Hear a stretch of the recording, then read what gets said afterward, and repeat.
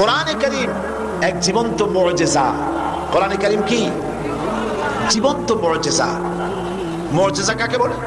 মুজিজা শব্দের অর্থ হচ্ছে যে কোনো শক্তিকে দুর্বল করে দেওয়ার মতো শক্তি যে রাখে ওইটাকে মুজিজা বলা হয়।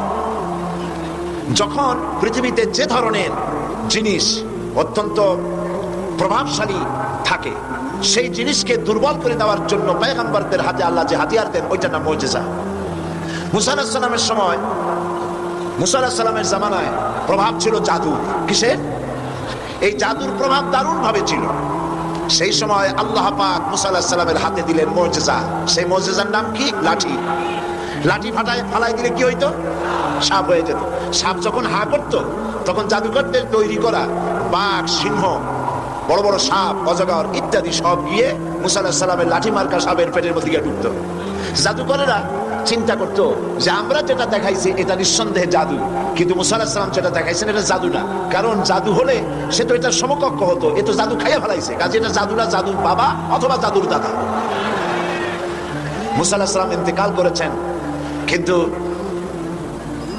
এই মুজিজা তিনি ইন্তেকালের সাথে সাথে ক্লোজ হয়ে গিয়েছে। ওনার ইন্তেকালের পরে মুসা আলাইহিস সালামের কোন উম্মত ওই লাঠি দিয়ে আর একদিনের জন্য বড় সাপ তো দূরের কথা, একটা ছোট্ট সাপও বানাইতে পারেনি। দাউদ আলাইহিস সালাম তিনি অস্ত্র নির্মাণ করতেন, অস্ত্র তৈরি করতেন। সেই লোহা দিয়ে তিনি অস্ত্র তৈরি করতেন,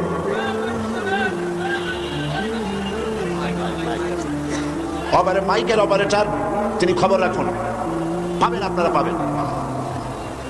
এই লোহা গলাবার জন্য আগুনের প্রয়োজন হতো না, তিনি লোহা হাতের মুঠায় ধরে চাপ দিলে লোহা পানি হয়ে আঙ্গুলের ফাঁক দিয়ে পড়ে যেত। এটা ছিল তার মুজিজা। সুলাইমান আলাইহিস সালামের মুজিজা ছিল সকালবেলায় বিনা মেশিনে, বিনা ইঞ্জিনের সিংহাসনে বসতেন, বাতাসের উপর থেকে 1 মাসের পথ অতিক্রম করে যেতেন, আবার সন্ধ্যাবেলায় আর 1 মাসের পথ অতিক্রম করতেন। এটা কল্পনা কোরআন? কোরআন। ঈসা আলাইহিস সালাম অন্ধ লোকের চোখের উপরে হাত বুলিয়ে দিলে লোকটির চোখ ভালো হয়ে যেত। ঈসা আলাইহিস সালামকে আল্লাহ পাক উঠায় নেওয়ার পরে তার এই মুজিজা ওখানে শেষ হয়ে গিয়েছে। তার উম্মতেরা কেউ আর কোন অন্ধের চোখ ভালো বানাতে পারে না এই হাত বুলাইয়া। রাসূল করিম সাল্লাল্লাহু আলাইহি সাল্লামের সময় মুজিজা ছিল, রাসূল করিম সাল্লাল্লাহু আলাইহি সাল্লামের সময় সাহিত্যের প্রভাব ছিল দারুণ ভাবে, কবিতা এবং সাহিত্যে। সেই সময় আল্লাহ পাক কোরআন নাজিল করলেন তার কাছে। কোরআন দুনিয়ার সকল যুগের সমস্ত সাহিত্যের শিল্প, উৎকর্ষ, ভাষার লালিত্য, ছন্দ, এ সব কিছুকে উতরে কোরআন এমন এক পর্যায়ে আছে, কোরআনের সাহিত্য যাকে স্পর্শ করা পৃথিবীর কোন সাহিত্যিকের পক্ষে সম্ভব নয়। এই জন্য দুনিয়ার সব নবীরা মারা গেলেন, ঈসা আলাইহিস সালামকে আল্লাহ পাক উঠায় নিলেন, মুজিজার সাথে সাথে বন্ধ হয়ে গেল, মুজিজা আর চালু থাকে নাই। রাসূল করিম সাল্লাল্লাহু আলাইহি সাল্লামের ইন্তেকালের পর তার মুজিজা তিনি কবরে নিয়ে যান নাই, মুজিজা রেখে গেছেন। কিয়ামত পর্যন্ত এই মুজিজা চলবে। এই মুজিজার নাম কি? সেই মুজিজা আমি চট্টগ্রাম তাফসীর মাহফিল সহ বিশাল বিশাল তাফসীর মাহফিলগুলিতে বলি, আপনারা কি মুজিজা শুনতে চান না দেখতে চান? লোকেরা বলে দেখতেই চাই, দেখতে পারলে আর শোনে কেনা। আমি তখন বলি যে দেখেন, এই মাহফিলের দিকেই তাকান, মুজিজা কানে পড়ে কোরআন শরীফের। এই বিশাল পল্টন মাঠের দিকে তাকান, আর একটু পরে এর আশেপাশেও জায়গা থাকবে না ইনশাআল্লাহ। যে কোনো রাজনৈতিক দল এরকম একটা সমাবেশ করতে হলে 1 মাস আগের থেকেই পত্র পত্রিকা, মিছিল, পথসভা, সমাবেশ, তারপরে চতুর্দিকে বাস দিয়ে, গাড়ি দিয়ে লক্ষ লক্ষ টাকা খরচ করে মানুষ আনতে হবে, ঠিক কিনা? তারপরেও এইরকম জান্নাতের পরিবেশ হবে না। যা দাঁড়ানো তার থেকে, যা বসা তার থেকে দাঁড়ানো বেশি। চতুর্দিকে পুলিশ, বিডিআর, স্বেচ্ছাসেবক হাতে ধরি পায়ে ধরি, বসেন বসেন, কথা কইেন না। কে কার কথা শোনে? সিনেবাদাম সাবায় শুনতে ইচ্ছা হলে শোনে, না হয় আরেক দিকে তাকায় থাকে। কিন্তু দেখুন তো, মাত্র 2-3টা পত্রিকায় বিজ্ঞাপন দেওয়ার সময় পেয়েছে ইসলামী পাঠাগার। পোস্টার নাই, হ্যান্ডবিল নাই, ব্যানার নাই, প্রচার নাই। আল্লাহ রাব্বুল আলামিন তার কোরআনের পাগল কোরআনের প্রেমিক গোলামদেরকে হাজির করে দিয়েছেন। এটাই কোরআনের মুজিজা, এটা হলো কোরআনের মুজিজা।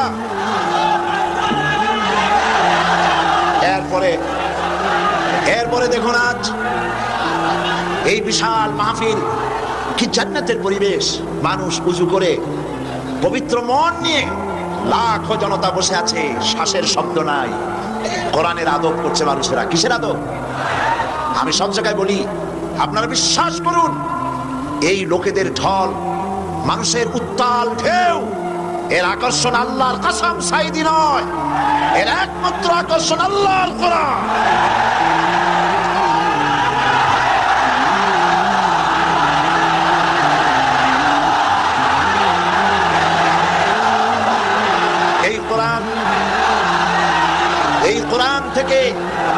এই কোরআন থেকে মানুষকে বিচ্ছিন্ন করা যাবে না।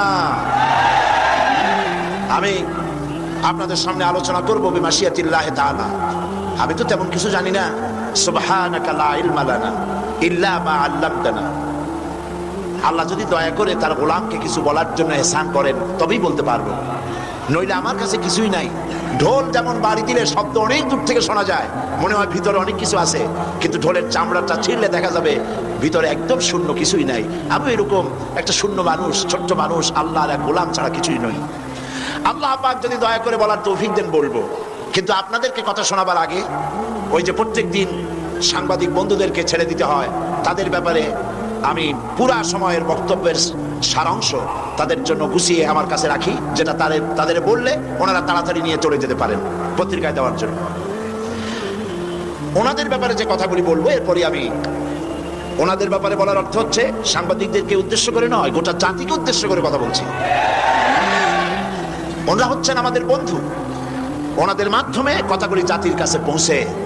এইটা যদি সবগুলি পত্রিকায় দায়িত্ব পালন করত, তাহলে কিসমত জাতির অনেক ভালো হয়ে যেত।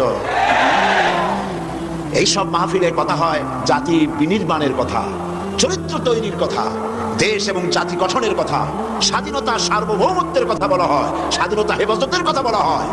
সুতরাং এই কথাগুলি পত্রিকায় আসলে গোটা জাতি জানতে পারতো, কিসমত ভালো হতো। তোমরা তা করলে না। তবে ইনশাআল্লাহ আল্লাহ যাদেরকে পয়সা দিয়েছেন আজকের মাহফিলে আছেন, আমি বলবো মিডিয়া কোনো নেগলেক্টেড সেক্টর নয়, মিডিয়া খুব গুরুত্বপূর্ণ অস্ত্র। আমার যদি সময় হয় তাহলে সে ব্যাপারেও কথা বলবো। যাদের পয়সা কড়ি আছে, পত্রিকা বের করা উচিত ইসলামকে টিকায় রাখার জন্য, মুসলমান টিকায় রাখার জন্য, বাংলাদেশের স্বাধীনতার সার্বভৌমত্ব হেফাজতের জন্য পত্রিকা প্রয়োজন। ইসলাম গতানুগতিক ভাবে কোন ধর্মের নাম নয়। ইসলাম হচ্ছে একটি বিপ্লবী মতাদর্শ, যা সমগ্র পৃথিবীর সমাজ ব্যবস্থাকে পরিবর্তন করে নিজস্ব আদর্শ অনুযায়ী ঢেলে সাজাতে চায়। আর ধর্মনিরপেক্ষবাদীরা চায় কোরআন হাদিস তথা রাসূল করিম সাল্লাল্লাহু আলাইহি ওয়াসাল্লামের আদর্শ বিবর্জিত মন গড়া আদর্শে সমাজ ও রাষ্ট্র চালাতে। ধর্মনিরপেক্ষতার অর্থই হচ্ছে ধর্মহীনতা। ধর্মনিরপেক্ষ রাষ্ট্র প্রতিষ্ঠার ব্যাপারে ধর্মনিরপেক্ষবাদীদের দৃষ্টিতে ওলামা, মাশায়েখ, ইসলামী আন্দোলন এবং মাদ্রাসা, মসজিদ হচ্ছে তাদের প্রধান বাধা। মুসলিম দেশসমূহের মধ্যে তুরস্কই হচ্ছে প্রথম ধর্মনিরপেক্ষ ইউরোপের মুরিদ রাষ্ট্র। ইসলামের শত্রুদের খরিদকৃত গোলাম কামাল পাশা তুরস্ককে ধর্মনিরপেক্ষ রাষ্ট্র বানাবার জন্য হাজার হাজার আলেমদেরকে হত্যা করেছিল, মাদ্রাসা শিক্ষা বন্ধ করে দিয়েছিল এবং ইসলামী আন্দোলনের নেতা কর্মী, আলেম, ওলামা দিয়ে জেলখানাগুলি ভরে ফেলেছিল। এখন বাংলাদেশেও হুবহু তুরস্কের কামাল পাশার অনুকরণে বর্তমান সরকার ইউরোপ, আমেরিকা এবং ভারতকে খুশি করার জন্য বাংলাদেশকে একটি পূর্ণাঙ্গ ধর্মনিরপেক্ষ রাষ্ট্রে পরিণত করার লক্ষ্যে ওলামা, মাশায়েখ ও মাদ্রাসা ছাত্রদের উপরে অত্যাচারের স্টিম রোলার চালাচ্ছে। অথচ একথা সর্বজনবিদিত যে দেশের ওলামা, মাশায়েখ এবং মাদ্রাসার ছাত্র এবং শিক্ষক সমাজ সবচাইতে বেশি শান্তিপ্রিয় এবং সন্ত্রাস ও দুর্নীতি মুক্ত। যেমন কলেজ বিশ্ববিদ্যালয়গুলোতে এ যাবৎ যত সন্ত্রাসী তৎপরতা এবং হত্যাকাণ্ড ঘটেছে, মাদ্রাসাগুলিতে তার 1000 ভাগের 1 ভাগও ঘটে নাই। কলেজ বিশ্ববিদ্যালয়গুলোতে যত ধর্ষণের ঘটনা ঘটেছে, মাদ্রাসাগুলোতে তার 1,00,000 ভাগের 1 ভাগও ঘটে নাই। দেশের মন্ত্রী, এমপি এবং তাদের রাজনৈতিক সহযোগীরা দেশ স্বাধীনের পর থেকে এ পর্যন্ত যত দুর্নীতি, স্বজনপ্রীতি, সরকারি অর্থ লুটপাট করেছে, দেশের ওলামা মাশায়েখ বৃন্দ তার 1000 কোটি ভাগের 1 ভাগও করে নাই। তাছাড়া মাদক ব্যবসা, অস্ত্রবাজি, এসিড নিক্ষেপ, চোরাকারবারি এবং অন্যের জমি বাড়ি দখলে কোনো একটির সাথেও দেশের আলেম ওলামা, মাদ্রাসার শিক্ষক, মাদ্রাসা ছাত্রদের দূরতম সম্পর্ক নাই। তারপরও দেশের সরকার দেশের সরকার এবং ভারতের অর্থে লালিত পত্রিকাগুলি এবং ইসলামের জঘন্য দুশ্মন এনজিও গুলো আর হিন্দুস্তানের পাঁচটা গোলাম তথাকথিত বুদ্ধিজীবী এবং কবি সাহিত্যিকরা এক সুরে সমস্বরে আলেম ওলামা, মাশায়েখ এবং মাদ্রাসা শিক্ষার বিরুদ্ধে বিষোদ্গার করে চলছে এদেশ থেকে ইসলামকে নির্মূল করার জন্য। এ পর্যন্ত গোটা জাতির উদ্দেশ্যে আমি তাফসীরুল কোরআন মাহফিলের পক্ষ থেকে বক্তব্য রাখলাম। দরুদ শরীফ পড়েন। আল্লাহুম্মা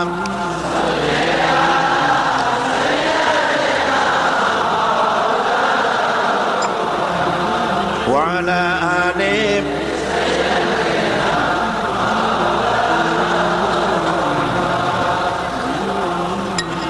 সাল্লি আলা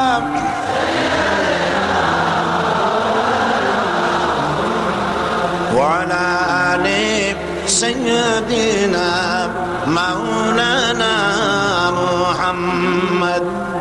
প্রিয় ভাইরা, আল্লাহ রাব্বুল আলামিন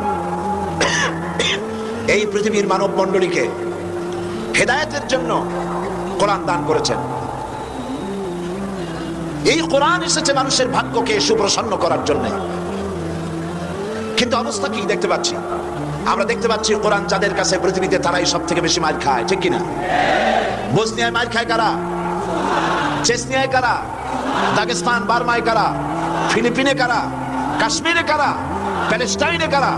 সারা বিশ্ব জুড়ে আজ মুসলমানরাই মার খাচ্ছে। তার অর্থ কি এই দাঁড়াবে যে মুসলমানরাই হচ্ছে কোরআন তাদের কাছে আছে বলে এই কারণেই তারা মার খাচ্ছে? না। আল্লাহ রাব্বুল আলামিন কোরআনে কারীমের ভিতরে বলেছেন, তাহা মা আনজালনা আলাইকাল কুরআনা লিতাশকা। নবী হে, কোরআন আমি এই জন্য নাযিল করি নাই যে আপনি ভাগ্য বিপর্যস্ত হবেন, হতভাগ্য হয়ে যাবেন, এর জন্য কোরআন আসে না। কোরআন এসেছে ভাগ্যকে সুপ্রসন্ন করে দেওয়ার জন্য। যাদের কাছে কোরআন থাকবে তারা শাসিত হবে না, যাদের কাছে কোরআন থাকবে তারা বিশ্বকে শাসন করবে। আজ কোরআন ঘরে থাকা সত্ত্বেও আমরা এই কোরআন থেকে ফায়দা নিতে পারলাম না। এমন একখানা কিতাব যার কাছে আসতে বলে লোহাগুলি সোনা হয়ে যায়, পাথরগুলি হীরকখণ্ডে পরিণত হয়ে যায়। কবি বলছেন, উতর কর গারে হেরা সে সুয়ে কওম আয়া, उतर कर गारे हिरा से सुए कौम आया और के नुस्खे किमिया सतलाया। रसूल करीम सल्लल्लाहु अलैहि वसल्लम হিরা পাহাড় থেকে নেমে এলেন, হাতে আনলেন একখানা পরশ পাথর, সৌভাগ্য স্পর্শমণি কোরআন। এই কোরআনের সংস্পর্শে যেই এলো তার ভিতরে পরিবর্তন এসে গেল। কোরআন জিরোকে, কোরআনের সাথে যদি কোনো হিরো আসে আর যদি বেয়াদবি করে, হিরোকে কোরআন জিরো বানায় দেয়। আবার যদি কোনো জিরো আসে, জিরোকে কোরআন শরীফ হিরো বানায় দেয়। তার নমুনা আমরা দেখতে পাই হযরত ওমর রাদিয়াল্লাহু তাআলা আনহু কত বড় জাহিল ছিলেন। আল্লাহর নবী হত্যা করতে আসতে পারেন, কত বড় জাহিল হলে পরে তিনি নবী হত্যা করতে আসলেন, কিন্তু তিনি নবী হত্যা করতে পারেন নাই। কোরআন তার জাহালাতের কল্লা কাটিয়ে দিয়েছে। কোরআনের আওয়াজ শুনে, কোরআন তেলাওয়াত করে তার মনের পরিবর্তন হয়ে গিয়েছে। রাসূলের কাছে এসেছেন তরবারি হাতে। হুজুর জিজ্ঞেস করলেন, ওমর কি মতলব নিয়ে এসেছো? ওমর বললেন, মতলব তো খারাপই ছিল, কিন্তু কোরআন পড়ার পরে আমার মতলব পরিবর্তন হয়ে গেছে। জীবনের 26টি বছর কুফরির অন্ধকারের ভিতরে ডুবেছিলাম, আমাকে তাওহীদের আলোর সন্ধান দিয়ে দিন। নবীজি তাকে পড়তে বললেন, লা ইলাহা ইল্লাল্লাহু মুহাম্মাদুর রাসূলুল্লাহ। সে ওমর রাসূলকে হত্যা করতে আসলেন। নবীজি বললেন, লা নবিয়্যা বা'দি ওয়ালা রাসূলা, আমার পরে নবী বা রাসূল পৃথিবীতে আর আসবে না। কিন্তু আমার পরে যদি কেউ নবী হতো, লাকানা ওমর, ওমরকে আল্লাহ অবশ্যই নবী বানায় দিতেন। তাহলে ওমর কোথায় ছিলেন আর কোথা থেকে আল্লাহ তাকে কোথায় নিয়ে গেলেন? ভাবতে অবাক লাগে। হযরত আলী রাদিয়াল্লাহু তাআলা আনহু, ওমর রাদিয়াল্লাহু তাআলা আনহুর জামানায় তিনি রাতের বেলায় ঘুমায় আছেন। স্বপ্নে দেখছেন যেন তিনি নামাজ পড়ছেন রাসূল করিম সাল্লাল্লাহু আলাইহি ওয়াসাল্লামের পেছনে, ফজরের নামাজ। নামাজ শেষ হওয়ার পর রাসূল করিম সাল্লাল্লাহু আলাইহি ওয়াসাল্লাম পেছনের দিকে ফিরে বসেছেন, কথাবার্তা বলছেন। হযরত আলী মসজিদ থেকে বেরিয়েছেন, দরজার কাছে এসে দেখেন এক বুড়ি এক পাত্র খোরমা নিয়ে দাঁড়ানো। বুড়ি বলছেন, আলী আবার ভেতরে যাও, এই পাত্র ভরা খোরমাগুলি নিয়ে আল্লাহর রাসূলকে দাও, আর বলো এটি আমার বাগানে, নতুন বাগানের খোরমা, তিনি খাবেন এবং সাহাবায়ে কিরামদের মধ্যে ভাগ করে দিবেন। হযরত আলী ভেতরে প্রবেশ করলেন, হুজুরকে খোরমার পাত্র দিয়ে ঘটনা বিবরণ করলেন। রাসূল করিম সাল্লাল্লাহু আলাইহি সাল্লাম পাত্র থেকে একটি খোরমা উঠায়া হযরত আলীর মুখের মধ্যে দিলেন। হযরত আলী স্বপ্নের ভিতরে খেজুরটি খাচ্ছেন। ইত্যবসরে ফজরের আযান হলো। আযানের আওয়াজ শুনে হযরত আলীর ঘুম ভেঙে গেল। কিন্তু ঘুম ভেঙেছে ঠিক, রাসূল করিম সাল্লাল্লাহু আলাইহি সাল্লামের হাতের দেওয়া খোরমার স্বাদ তখনও আলীর মুখের মধ্যে রয়েছে। উযু করে মসজিদ নববীতে প্রবেশ করলেন। তিনি দেখতে পাচ্ছেন মসজিদ নববীতে ইমামতির জায়গায় কে দাঁড়ানো? হযরত ওমর রাদিয়াল্লাহু তাআলা। ইসলামের নিয়ম এটা। ইসলামী শাসন ব্যবস্থায় রাষ্ট্রপ্রধান যিনি হবেন, তিনি সেই দেশের সবথেকে বড় মসজিদে ইমামতি করার, খুতবা দেওয়ার যোগ্যতা তার থাকতে হবে। হযরত ওমর রাদিয়াল্লাহু তাআলা আনহু ফজরের নামাজ পড়লেন। এখন কিন্তু আর স্বপ্ন না, এখন কি বাস্তব। ফজরের নামাজ শেষ করে হযরত ফারুক রাদিয়াল্লাহু তাআলা আনহু পেছনের দিকে ফিরে বসেছেন।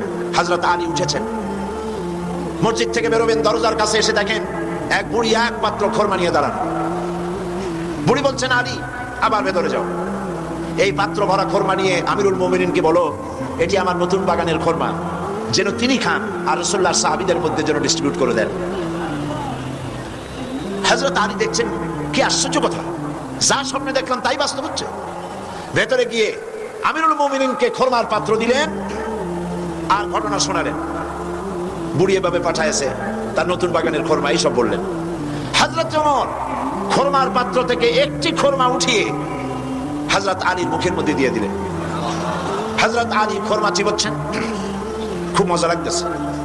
হযরত আলী বলছেন, ওমর পাত্রে তো খোরমা অনেক আছে, সবাইকে যদি একটা দুইটা করে দাও তারপরেও থাকবে, খোরমা খুব মজা, তুমি দাও না আমাকে আরেকটা বেশি, জিদনি তামরাতান উখরা, আমাকে আরেকটা খোরমা দাও।